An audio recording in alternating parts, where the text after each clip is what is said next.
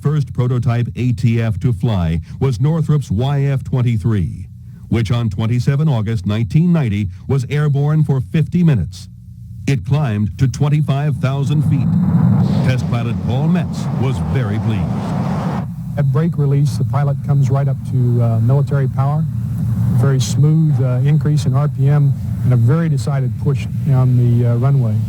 Approaching about 120 knots, you apply aft stick and the nose comes up very smoothly. You'll sit on the mains for just a few seconds and then lift off.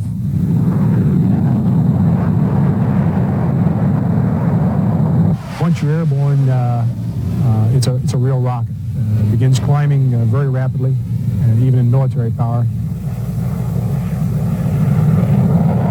Right off the bat, it was obvious from the minute I lifted off the ground, we had something special here. Okay, I've got Ghost 5 up to loud and clear and radar contact. It flies with the best of the best in terms of handling quality. You're nuts. It's just solid as a rock out here, Paul. Feels good here. The first landing that you make in an airplane is the one that you worry about the most at night before you ever do it. It turns out that the YF-23, there's no demanding part of the landing. Coming down final approach, the merest suggestion of requirement to change your speed, and the airplane responds instantly. It rides through the bumps and the turbulence smooth as silk. And the flight control system is to credit for that. The actual flare and landing touches down like a feather.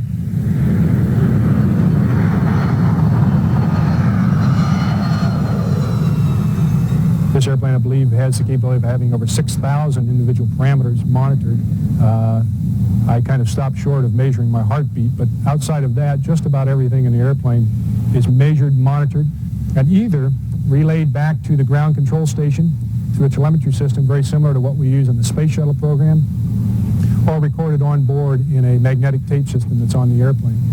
So we know how this airplane lives, breathes, and works for us every second and microsecond that it's airborne. First few flights, the data shows that we're meeting the predictions very well. At the present time, we have Nimble and quick like a cat. That's the first impression that I had from the moment I got the airplane up. Two instances come to mind. I can remember distinctly the chase pilots having to go to afterburner to stay with me with my landing gear down, their landing gear up, and I'm not even using afterburner. The other instance was during some low-speed maneuvering performance testing that didn't seem particularly usual to me until later when discussing with the test pilots in the two chase airplanes. They tried to use afterburner to stay with me in the low-speed conditions and dropped back behind me, and I simply outturned them. to the left. I don't think you can help but look at this airplane and have a reaction to the cleanliness of it and the sleekness of the lines and the flowing lines. It's striking in its appearance and it's striking in its performance. There's a cliche amongst the aircraft designers. I think Marcel Dassault was the first to say that if an air looks good, it'll fly good. And this airplane looks good, and I can assure you it flies good. The ATF had been in demonstration validation, or what the Air Force calls DEM-VAL, from October 1986 to the beginning of 1991. This phase served to generate as much information as possible to demonstrate the feasibility and capability of the technology. Demonstration validation reduced the risk of the next phase of the program, full-scale development.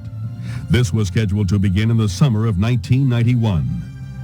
The demonstration validation phase included the objective of successfully balancing capability with cost.